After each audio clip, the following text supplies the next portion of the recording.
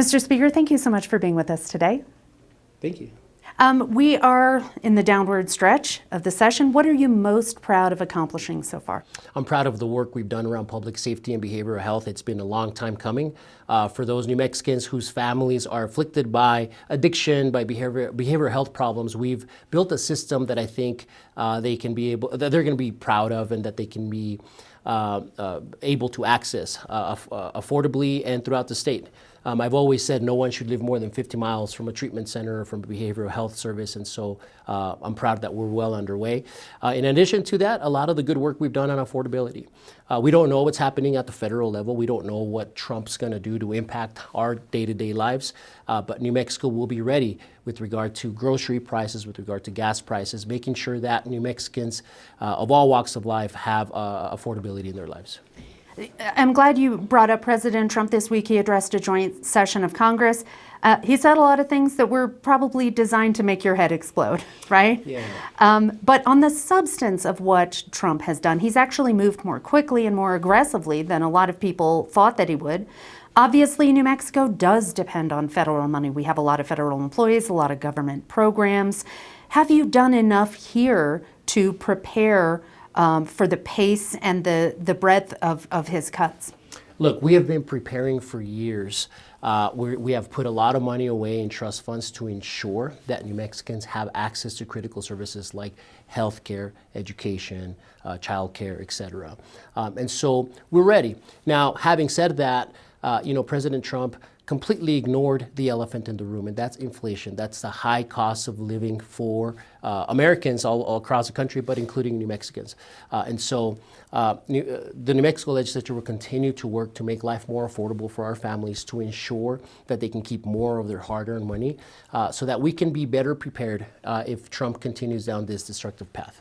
So in terms of affordability and inflation, paid family medical leave, after years of debate, the House passed a bill that has a different structure than we're looking at, but the Republicans have criticized it, saying it's a small business killer. I mean, this is going to cost businesses money. What is your argument for why this is the time to do this now, based on the affordability argument you just made? Look, we came up with an elegant New Mexico solution to a New Mexico problem. We pulled out parental leave out of paid family medical leave, which was the largest uptake in the prior iterations of the bill. And that is now completely paid for through the Early Childhood and Care Department budget.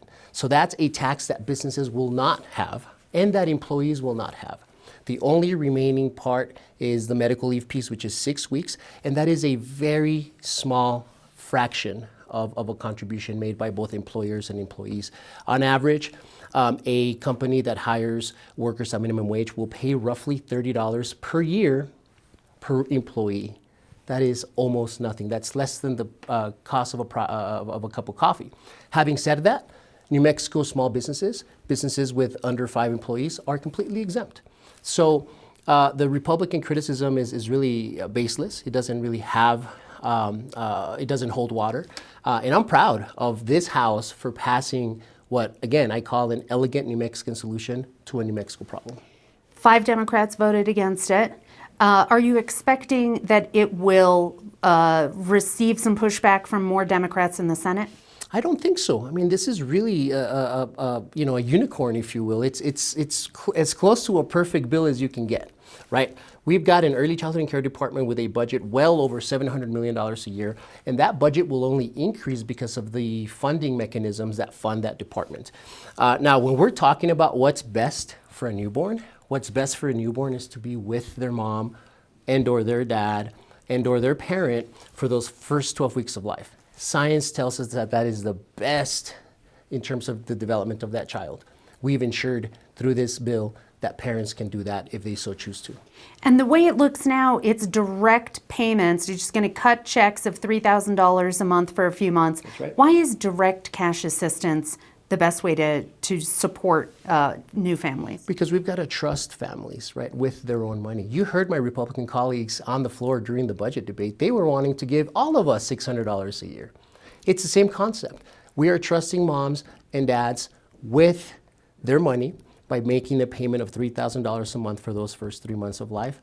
Now they can choose to, pay for a nanny. They can choose to stay at home with the baby. That is the beauty of this of this proposal, right? That's why truly it is a unicorn. Direct cash assistance for these families to be able to stay home with their babies for those first 12 weeks of life. And is there any accountability in the program if they want to spend it on shoes and drugs? Well, look, I mean, that's assuming that parents don't want what's best for their child, right? And that's just not the case. That argument doesn't hold water. There is a lot of accountability in the program, so the parent has to be working, right?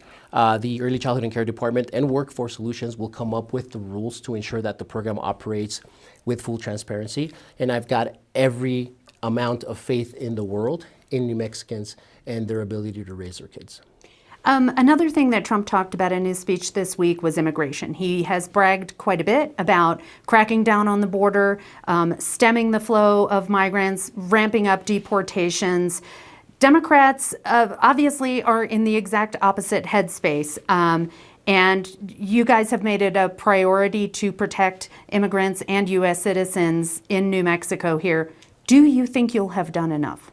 Look, as an immigrant myself, I know how important it is that our families, the people that we worship next to at church, the people whose kids go to our kids' schools, the people who sometimes work for us in our small businesses and in our large businesses, that we protect them and that we ensure that we protect their dignity as well. Trump's mass deportations threats are a direct threat to the New Mexico economy. The oil and gas industry, one of the most important, if not the most important industry in this state, depends heavily on migrant labor.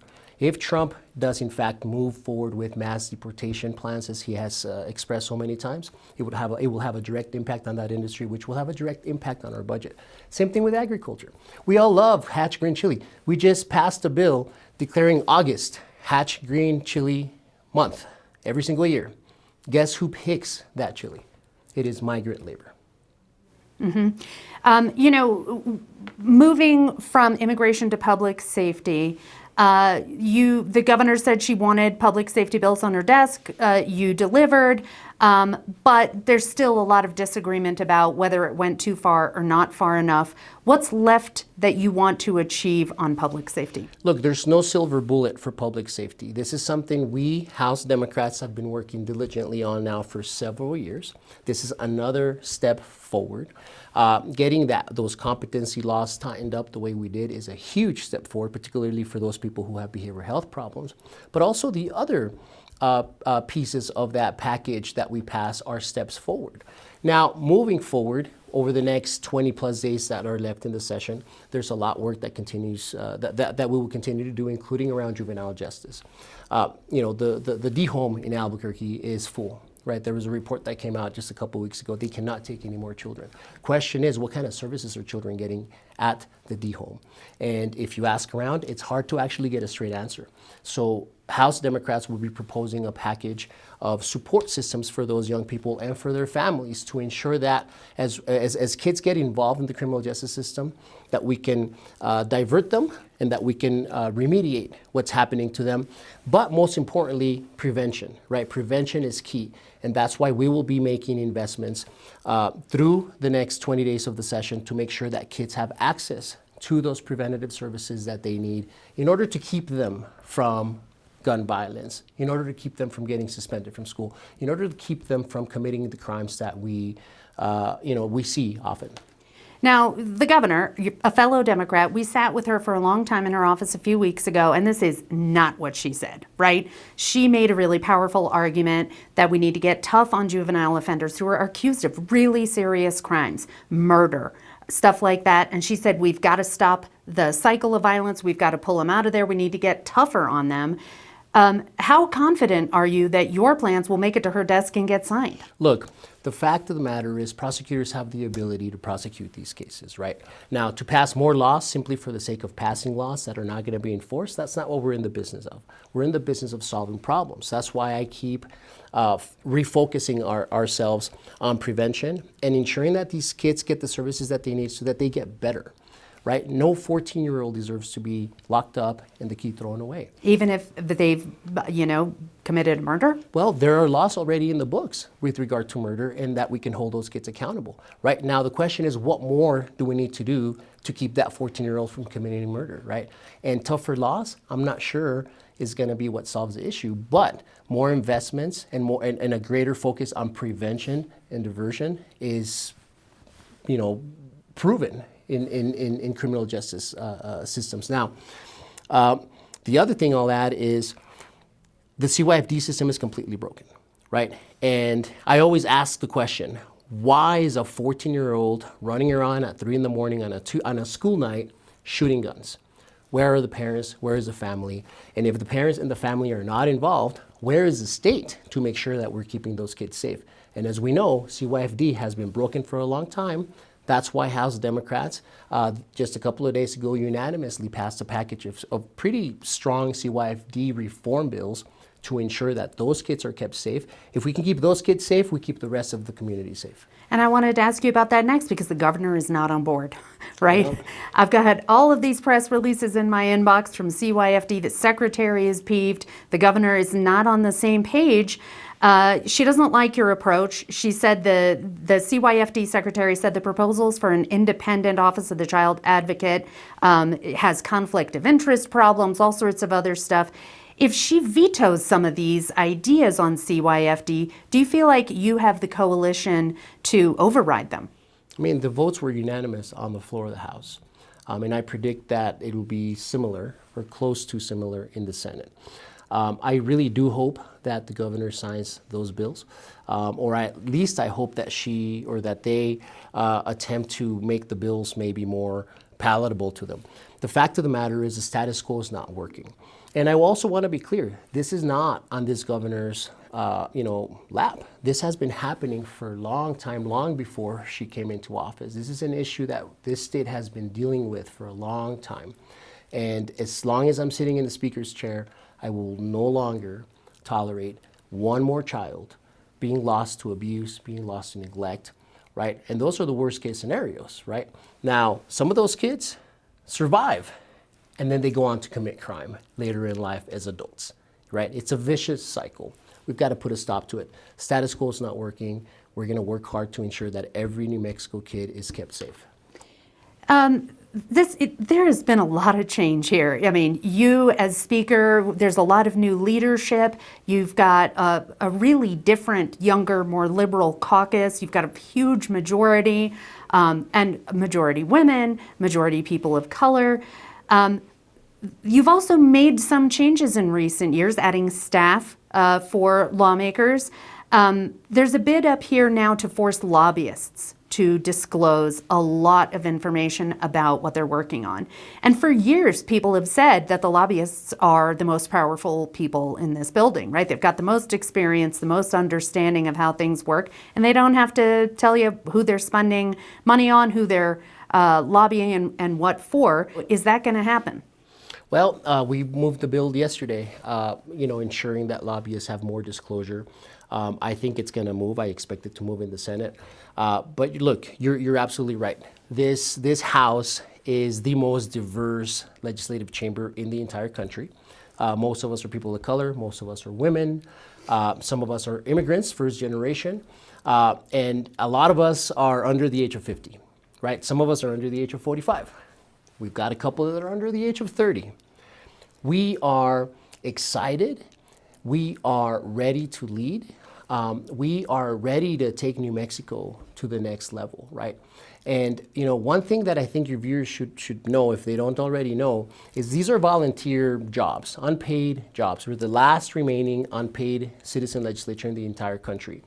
The fact that you have so many of us who are balancing jobs and family time with this work should fill New Mexicans with a whole lot of pride and excitement, because we're in it for all the right reasons. We're in it because we love this state and we know that we can do better, right? And so as long as I have air in my lungs, and I know I speak for my caucus when I say this, we're going to keep working to modernize this building, to modernize this system so that more people like us can actually afford to run and serve in these positions. So are you going to pass a bill that would set up paying lawmakers? We have been working on that, and we would love to pass that, right?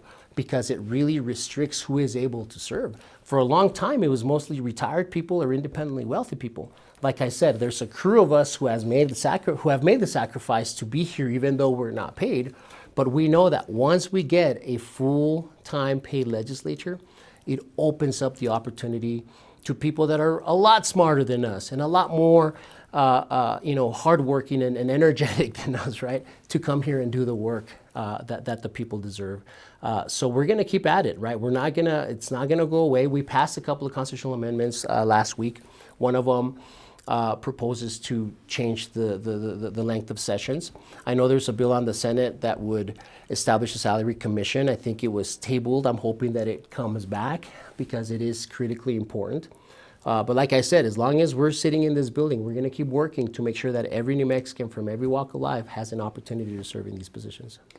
Thinking about Trump's speech this week and comparing it to Governor Michelle Lujan Grisham's speech, they kind of couldn't have been more opposite in strategy. The governor came in and was very tightly focused, was really specifically trying not to light a fire under Republicans on the issues that peeve them the most, including guns.